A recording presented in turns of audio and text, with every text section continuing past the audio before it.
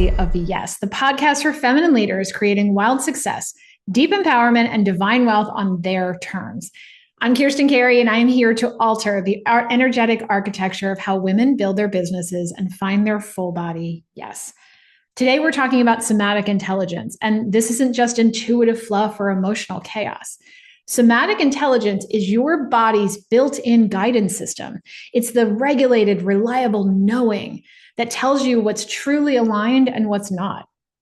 And the reason this is critical for your success in business is because every sales conversation, every pricing decision, every client coaching session, it's either going to pull you deeper into alignment or it will derail you. And if you can't tell the difference between your body's real somatic intelligence and your protective conditioned responses, you'll keep making decisions that may look right on paper, but they sabotage your energy, your cash flow, and your leadership. So let's drop in. Your body always is giving you signals. And somatic intelligence is the ability to interpret those signals correctly. And that's where most high-performing women run into trouble. They feel a contraction or a fear or a doubt, and then they react on instinct. They don't pause long enough to ask, is this wisdom or is this conditioning? And sometimes the wires are crossed and survival instinct kicks in, which clouds the interpretation of what you're feeling and what you're experiencing. And sometimes what you're feeling, it's really just a recalled memory resurfacing with the wrong interpretation of that memory. And that's a conditioned response. And if that response is rooted in fear or an old belief around unworthiness or abandonment or shame, your actions will be based on those rooted emotions rather than what's truly the best decision for your next level self. Because what got you here won't get you to the next level self. So we have to learn the difference on what's going to help us to get to this next level of evolvement. And that's why discernment is so critical. For my private clients, this is why I often start with a zone of genius report where I use human design, epigenetics, neuroscience, because it gives us a blueprint of how their unique system of processing truth and clarity and decision-making works. And it gives me an understanding of where their somatic intelligence comes into play for them. So when you have that kind of map, it's a lot easier to tell the signals of what you're feeling and what's actually your somatic intelligence or what's a conditioned response dressed up as truth. So, okay, just for a moment, I want to pull those of you who identify as empaths to the side for a minute. I'm speaking to you right now. So if you identify as an empath, somatic intelligence is not the same as being wide open to feeling everyone else's energy. In fact, that can be really dangerous in business because what ends up happening is that you make decisions based on someone else's signals, which are not your own. So you're making decisions based on an energy or a frequency that you feel coming from someone else. And I see this happening in business all the time. These are the dangers of confusing somatic intelligence with unfiltered sensitivity. Unfiltered sensitivity is also being masked by calling it empathy. They're very different things. So I want you to stop leaning into the unfiltered sensitivity or wearing your empathy as a giant badge, because unfiltered sensitivity is just a feeling that you're getting from everyone else around you, and you're not filtering it, you're not grounded, you don't understand what's yours and what's not. And you have to learn the difference between what's yours and what's not. Otherwise, you're going to be making decisions for your business based on the energy of other people around you rather than from your core truth. So the intelligence part and in the somatic intelligence is about knowing the difference. It's knowing what's yours and what's not yours. This is mine or this isn't mine is what a lot of my clients have learned how to say because they've learned how to understand the difference. And we'll go much deeper into the shadow side of empathy in business in a future episode, but I wanted to plant that seed here because it's such a common place where I see clients getting tripped up. All right, so let's get back to everyone now, and let me show you how this plays out in real life. A while back, I was wandering through a store and I caught this scent, this smell. It was so familiar as someone was passing by me. And in an instant, I was transported back 40 years, straight back into the little 3-bedroom house I grew up in, the sound of the shower shutting off in the morning, the bathroom door opening, steam rolling down the hallway as I dragged myself out of my warm cocoon of a bed to get ready for school. I realized the smell was chapstick. And it was the last thing that my dad would put on. He would open the door to the bathroom after he'd taken a shower in the morning. And it was the last thing he was putting on before he went into his bedroom to get ready in the dark hours of the morning before the sunrise. And it was the signal basically for my sister and me to start getting up in the morning and getting ready. But that single scent of chapstick pulled it all back in a flash, the whole routine. I could see the house. I could feel the carpet under my feet. I could feel the steam. I could feel how badly I did not want to get up out of the warm, warm bed into the cold, cold morning. But all of it came back at once, instantly, before I even realized what the smell was. And that's how powerful the body is. Smell is one of the first senses, is actually the first sense that the body will register. And it happens a lot of the time without you really being completely online and understanding, because it bypasses the logic completely. And it drops you straight into a memory or a mood or a sensation or a reaction. So that same thing is happening in your business all the time, because your nervous system is constantly reading cues and releasing chemicals and triggering responses before your conscious mind even understands what's happening. And a lot of times your conscious mind isn't even in on the process at all at any point. And this is why somatic intelligence matters. Your body knows before your mind does. And if you don't know how to interpret those signals, you end up making choices from triggered responses instead of true wisdom. And that's when business starts to feel confusing or exhausting or out of sync or out of your control. Because your system is reacting to an old story, not responding to what's actually happening in this now moment, with your conscious brain being in on it.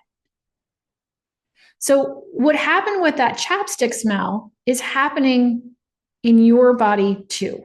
Your nervous system reacts first. Hormones and chemicals are being released. Your body's presenting a cue to a past experience, and you feel it before you think it. And that's why sometimes when you walk into a room or you're on a Zoom call, within seconds you might feel an energy shift. You could feel your chest tighten, your stomach flipping, or you feel your breath deepen or your shoulders drop. That's your body reading the field before your mind even has caught up. And somatic intelligence means learning to understand and interpret and trust the right signals. But here's the challenge. Not every body signal is wisdom, or even a true interpretation of what's happening in the moment. Sometimes what you're responding to is an actually recalled memory resurfacing. So you're actually reacting in now moments to moments that happened 40 years ago or last week. Sometimes it's conditioning. Sometimes it's fear. Sometimes it's an old belief around unworthiness. That's why discernment is so critical, because two very different things can feel identical in the body if you don't understand where the line is between what's working for you now, how to read that signal, and what was just a conditioned response because you interpreted something differently 40 years ago. For example, let's just say you design a new offer and suddenly you feel resistance and your body says this amount feels like too much. Now, if that's your regulated somatic intelligence speaking, that resistance may be truth. It might be the wrong timing or the wrong audience or pricing that's not aligned for you right now. But if it's conditioning, it may be an old survival pattern whispering to you that you're not ready because you're not worthy. Or who do you think you are charging this much?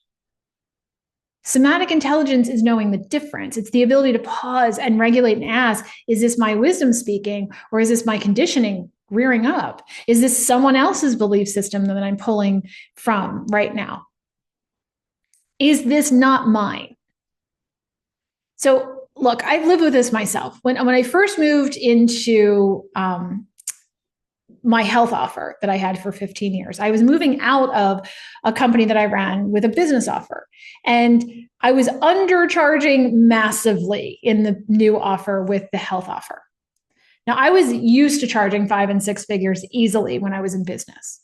But when I got into nutrition and being a health practitioner, suddenly all my pricing that I knew about went out the window. And I had an offer at the time that it was 4 weekly meetings, a 90-minute planning session, a food sensitivity test, so there was a hard cost in there, and a fully customized meal plan. And I was only charging $497 for that.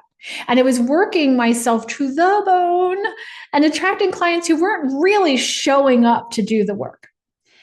And an old friend of mine who knew me from my world of business, and I had actually coached him around his business pricing, he came into town and we had lunch. And we were chatting about what we were up to and what we were doing. He's like, what the hell are you doing? You're the one who taught me how to price my packages, and you're not even following your own advice. Do you understand the value that you're giving people?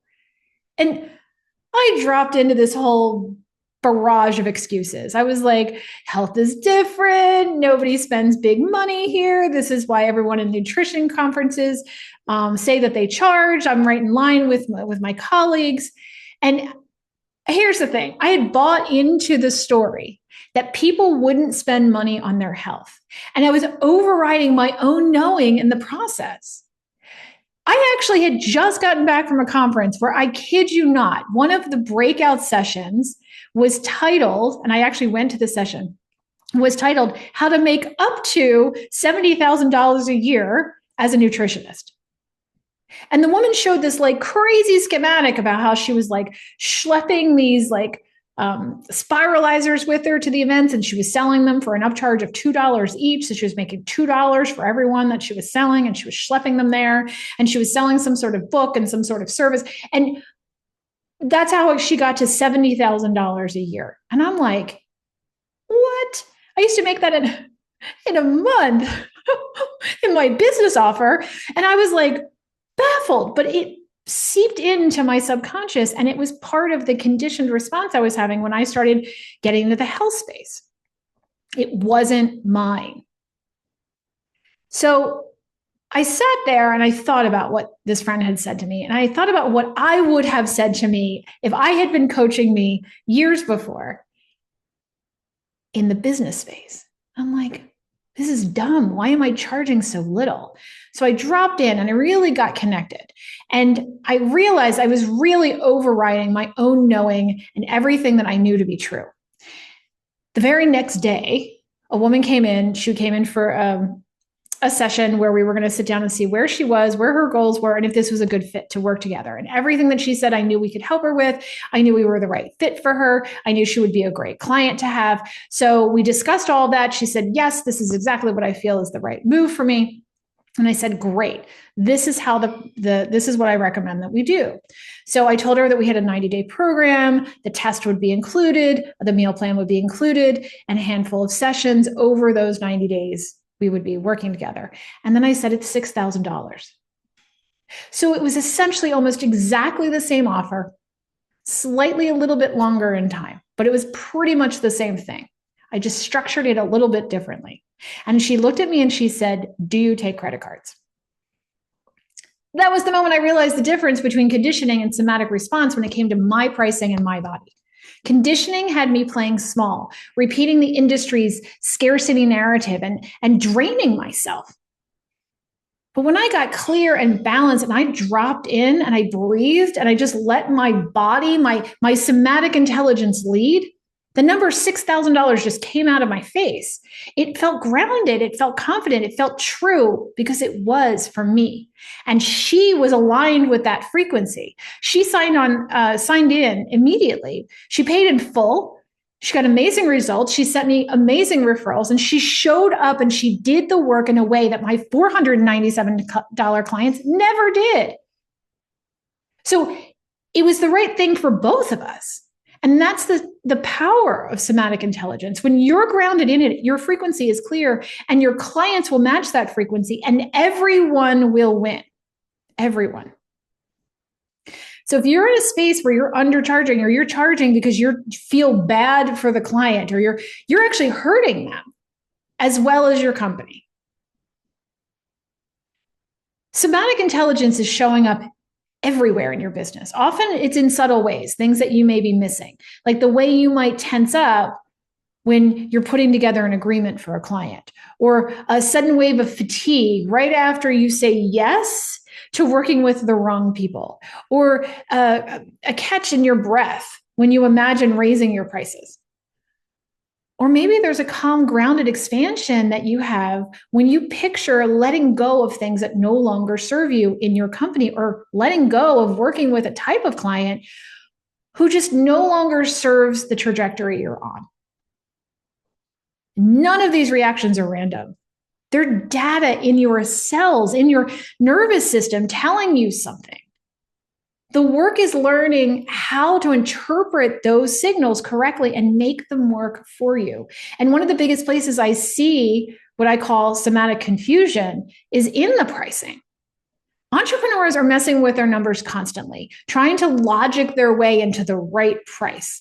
They build spreadsheets and calculate hours and debate what feels fair for the client. And yes, there are numbers in there that can matter, and I'm not dismissing them. I mean, I used to own 3 restaurants and wellness centers with 28 employees. I knew exactly what every dish on the menu cost us in labor, in overhead, and ingredients. And I knew the number we couldn't go under. I mean, the math matters.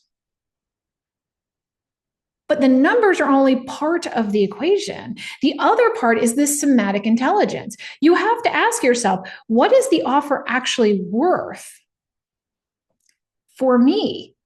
What numbers feel like truth in my body? Not safe, not industry standard, but true. Because your body is going to tell you. And when you land on the right price, your nervous system exhales. It's more than just a physical response. It's an energetic intelligence, because you're going to feel grounded. You'll feel joy at the idea of receiving the payment, and anything less, and you're probably caught in conditioning. That belief that charging more isn't fair, or that asking to be paid well somehow makes you a bad person. Because that's all just a story that we've bought into. And here's the flip side. The right number should also stretch your client, not break them, stretch them. Stretch them enough that they show up fully, because they're trying to make a change too. Whatever you're selling, there's some transformation that happens at some level. And people don't make transformation by doing things that are super comfortable. They make transformation by doing things that are just out of their comfort zones. And that's what you're going to be doing also with your pricing. When transformation happens, growth is happening, stretching is going on. And when both sides of the exchange give and receive, that's when you feel alive and engaged and balanced. This is the sweet spot where numbers and the nervous system meet up. You need math, yes, but you also need the body's response. And that's where pricing becomes aligned and magnetic and sustainable. And here's something else that most women don't realize. Trauma or stress responses only resolve if the cycle completes. So when an experience gets interrupted, the somatic experience or the somatic response literally gets stuck in the cells and tissues of the body. The body holds it in, and then it will hold it until the cycle finishes, cycle completes. This is why you may find yourself reacting in the present as though an old experience is still happening now, because in your nervous system, it is still happening. The body is waiting for the releasing signal, the completion, before it can let go of that energy and release them from the cells and tissues. Somatic release techniques are powerful because they allow the cycle to complete. But when the body is completing and releasing an old pattern, you may see yourself shifting in ways to release the trauma from your literal body. They may look small, but they're the nervous system's way of discharging energy and re-regulating itself. So you see this in nature all the time. Animals instinctively will shake after a fight or flight moment. Babies self-soothe by sucking their thumbs or rocking or cooing. It helps them regulate and come back into balance. They do this instinctively and naturally. These are the body's natural completion mechanisms. But as adults, we've often been conditioned to suppress them or move past them, which is why we walk around holding on to unfinished trauma cycles that keep us dysregulated. And this is where modalities like breath work, frequency sessions, visualization, somatic release techniques become transformative.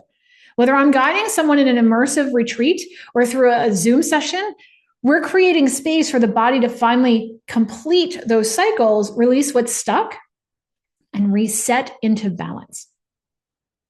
So, how do you start building this muscle? Well, it's by doing some of these techniques, but also practicing your body first resets and allowing your system to complete its cycles and recognizing that there is guarantee something going on underneath the surface that you don't see. You only see what's up here. So you have defense mechanisms that have protected you from seeing and recognizing that there's an underlying issue. But if things feel hard, that's usually an indicator that there's something underneath that you may be not aware of consciously. So you want to start noticing the natural release cues. When you're shaking or yawning or twitching or sighing or being or tired all of a sudden or irritated, these are all signals. They're signs that your nervous system is needing to or discharging old energy. I've guided hundreds of women through these releases. What women always realize is that their body has been holding the answers the whole time. They just need someone to interpret those signals with them so they can start interpreting themselves. So this is where things start to get really practical, because somatic intelligence isn't just about noticing what your body's doing. It's about interpreting it correctly. Is it wisdom? Is it conditioning? Some of the questions that you can be asking yourself is, what am I actually feeling in my body right now? Tightness, expansion, fatigue, breathlessness, fear. I am still surprised, even though I know it's out there for the large majority of people, when I ask the question, how do you feel right now? And people say, what do you mean? They can't come up with an emotional way to describe how they feel, and they can't come up with a physical way to describe how they feel because they're so used to squashing it and pushing it to the side. Another question that you can ask is, what meaning am I assigning to what it is that I'm feeling? Most of us learned early on to receive the information, the somatic response, and then instantly categorize it. This is good or this is bad. So I want you to look at, when you have a sensation, are you instantly categorizing it as good or bad? Because it's neither, it's information. But when you've categorized something as bad and you feel that sensation later, like the chapstick incident example, if I smelled chapstick and my family was brutally murdered in front of me when I smelled chapstick, well, yes, the next time I smelled chapstick, I would probably associate that with a bad feeling and have a response. But I associated that not necessarily with anything good or bad. It was just the alert to what my morning routines were like. We categorize these smells, these sensory experiences all the time. If you're categorizing something around money to be bad, then you're going to have a hard time when you're pricing. So you want to, with curiosity, not judgment, ask yourself, what am I assigning? How do I feel about money? And then what am I assigning to that feeling? Am I assuming it's dangerous or it's too much, or what's happening right now? And if this is conditioning, what story or belief is attached to it that's hijacking my relationship with this particular thing, like money? There's a way to pull this apart. I'm giving you kind of the overview right now, and there's a way to get really, really detailed. And I have a variety of different techniques and things that I use with clients to help pull these pieces apart and really surgically get in there and understand what the core root issue is. But here's what I want you to understand here. Wisdom, intelligence, it feels calm even when it's uncomfortable. So that's a different thing too. You can be calm and uncomfortable at the same time. But conditioning usually feels like chaos. It feels urgent. It feels dramatic. It feels like you need to control something. There's conditioning that's going to tell you you'll fail if you try. The wisdom's going to tell you not this right now. There's a difference because wisdom closes a door with a clear understanding. Conditioning slams it shut in fear, and it makes you kind of feel like you need to run away. And when I walk clients through this, what we're doing is we're really mapping out the exact places where they're most likely to override their body and their somatic intelligence and where things are coming from their root. And then we strategize around what's going on for them specifically. And that's the difference between forcing your way through and trying to hit success and building a business that flows because it's designed for your nervous system and not against it. Because your body isn't an obstacle to success. It's the operating system. When you learn to trust its intelligence and not the conditioning, everything in business gets clearer and simpler and more aligned. So if this conversation's landing and you want to take it deeper, book a pivot session with me. Let's have a conversation about where you are, where your goals are, where you want to be, and if it makes sense for us to work together based on where you want to go and what your goals are. I'll put the link in the show notes. Until next time, follow your yes. Trust that your body already knows.